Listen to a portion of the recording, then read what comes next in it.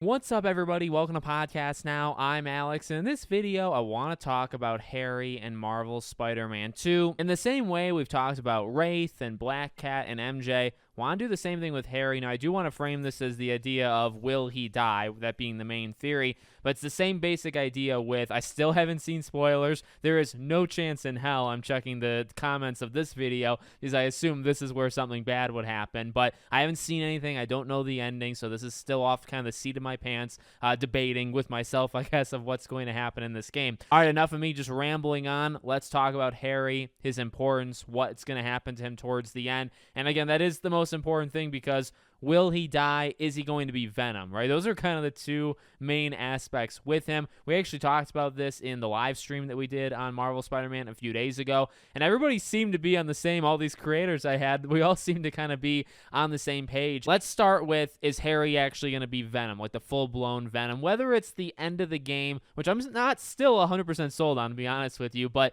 you know, if that's going to be him or if it's going to be somebody else, I do think it's going to be him. And I guess what I would say is it makes a lot of sense for it to be Harry for reasons actually we talked about in that live stream, but the idea of this almost like fallen friend, right? This person that was in the background in 2018 is obviously going to be a very like big main character, I would argue, in this game, but kind of like under the radar. Like I feel like Harry is going to be of such huge importance, but you really, you know, the story trailer had him in it a lot, and he was a focus, but he hasn't been like the main focus, right? Technically, the Spider-Men are, and Venom himself is, right? But not necessarily Harry. I think he's going to be massively, massively important. So this idea of a friend who's sick that, you know, Peter tries to be there for, and then, you know, obviously Venom's going to happen or the symbiote's going to happen. So it makes sense just saying it out loud. But honestly, how I view it, maybe even more so, is almost eliminating the other possibilities. So eliminating, who can we eliminate, I guess, right?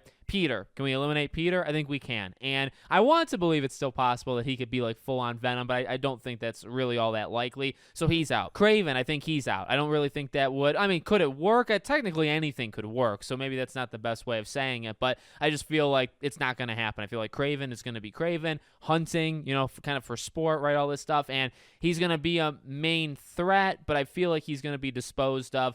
I would actually, and I've made this theory kind of before, halfway through the game, 3/4 of the way through. I don't think Kraven makes it to the very end of the game. Maybe we can do a Kraven video actually after this. I tend to walk myself into topics. All right, so Kraven's out, right? Who's left? Well, Eddie Brock. All right, here's the thing.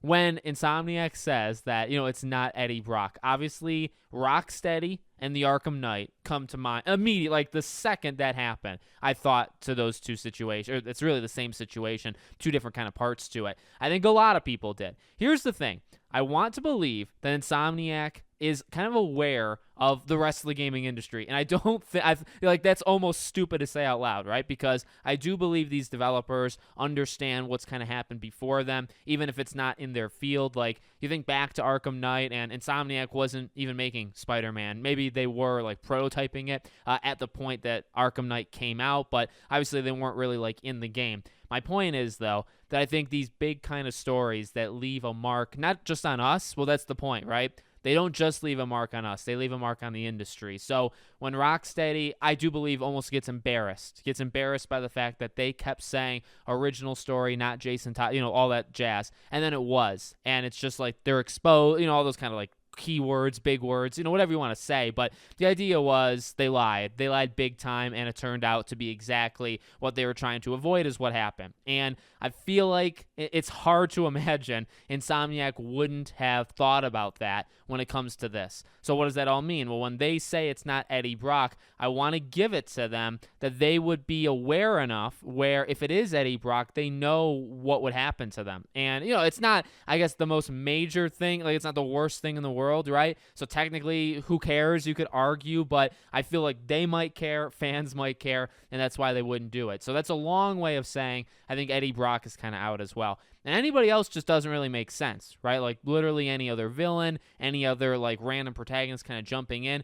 Literally, it just leaves, I guess, Norman and Harry. Norman doesn't make sense because that's Green Goblin. You could, I mean, I don't know if you can tell for sure. And, of course, they maybe can, you know, flip a switch and have it be different. But I think Norman is our Green Goblin. Therefore, Harry now is our Venom. So that's what I think ends up happening there. And then okay, well, does he die at the end? I think he does, and I think he dies for the reasons, again, we talked about in the live stream a few days ago. This is how you probably get your Green Goblin. I'm sure, again, there's other ways of getting there, alternatives, but I feel like him losing his son, or Norman losing his son, right, to a symbiote, you can't ignore what's going to happen. Like, Peter's gonna make a name for himself almost, right, throughout the game, that he's obviously acting a bit different. And, you got J. Jonah Jameson. I'm sure he'll be talking it up. And I just find it impossible for Norman to not kind of know that, okay, the thing that made Peter go off, whether he knows or doesn't, right, but the thing that made Spider-Man do this, and then it attaches to Harry, or maybe it was already attached to Harry, which is probably very likely, right? This is the thing that could save him, and Peter ended up like beating it out of him, and then obviously his son died. And it's like, okay, I could see that driving, a father to becoming the Green Goblin. So I don't want to diminish Harry's role, and that's maybe this final part of the video here. I don't think his role is just being Venom and dying. Like, that's not and that's not what Harry should bring to the table, right? I don't think that's what he will either. I think what they have a chance to do here is something really, really special, which is kind of telling this friendship story. And, I've talked about it even with, I think when we made the MJ video, right? Like, Harry's impact should be not even just on Peter. Obviously, that's going to be the biggest one, but you should see it in MJ as well. Like, this is a very strong friend. And to have, like a friendship story of a guy who is probably going to be pretty okay health-wise in the beginning, then starts to fall apart. Everybody tries to help. Everybody kind of pushes him away. And then, obviously, a bunch of stuff's going to happen with Peter, which is really going to, like I just said, I guess, push them away, but really make their minds go somewhere else, right? Because they got other things to worry about. Harry, in that case, continues to get worse. And then once Peter is done fighting off the symbiote, goes back to Harry, saves him, quote unquote. But then, you can't leave him like that. So you get it off of him, and then he dies because of the, sickness. So, again, at the end of the day, it's, he would be the big Venom boss fight, and he would die, which would then lead to Green Goblin with a third game. Like, the impact that Harry would have would be enormous, but it's not just those two things. I think it's going to be a story throughout the game of friendship and this person that, they love. And also, I believe even Sway talked about this in the live stream. Like, this was a guy who was right there. Like, he was hiding in plain sight. He was hidden, technically, right? Hidden in plain sight from his best friends for an entire game, for a very, very long time. So you have that element to play with as well, where they were there, but they weren't able to help him. So I think those are going to be the more emotional, kind of like touching moments of the game